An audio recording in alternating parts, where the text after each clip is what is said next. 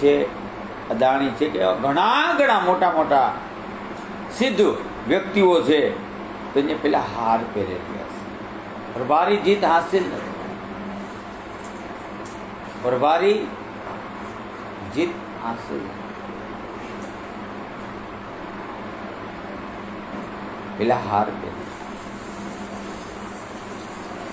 હાર એટલે સ્વીકારવાની શક્તિ.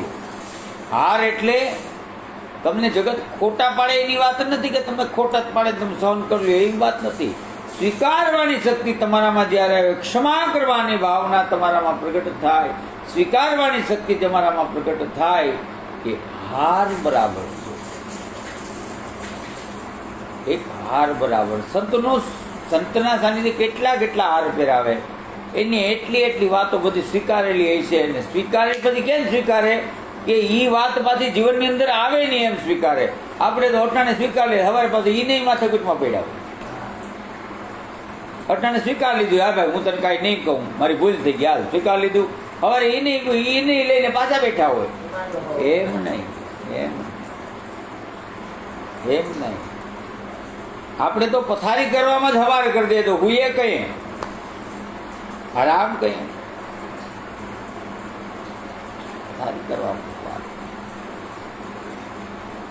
એટલે સ્વીકારો તો એ તમારા જીવનની અંદર પાછું એ વસ્તુ આવવી ન જોઈએ તો સ્વીકારો.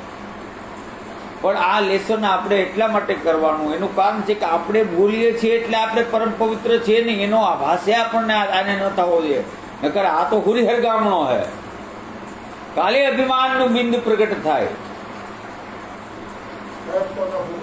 હા, ખોટો ભૂચાવી ના ન રે. ભાઈ મને ખબર પડતી નથી. હનુમાનજી મહારાજ એવડું કાર્ય કરીને આવ્યા ને, પણ રામને ની આંખો નથી મિલાવી, શ્રી રામચંદ્ર ભગવાનને ની આંખો નથી મિલાવી. જાંબવંતજીએ જઈને કીધું કે હનુમાનજી મહારાજે ત્યાં જે સીતા માતાની શોધ કરી છે, ચોડામણી લઈને આવ્યા છે ને આવું કાર્ય કર્યું છે, એની બુદ્ધિ માપવા માટે એને લંકાને પણ સળગાવી નાખી છે. ત્યારે શ્રી રામચંદ્ર ભગવાનની આંખોમાં હર્ષના આંસુ. એમ આપણા પિતા હોય, તારા પિતા છે, મારા પિતા, બાના પિતા.